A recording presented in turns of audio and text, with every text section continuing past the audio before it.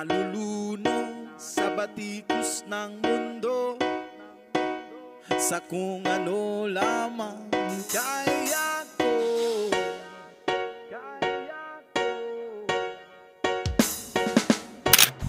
Pigang-piga na sa mga problemang di masolusyonan agad.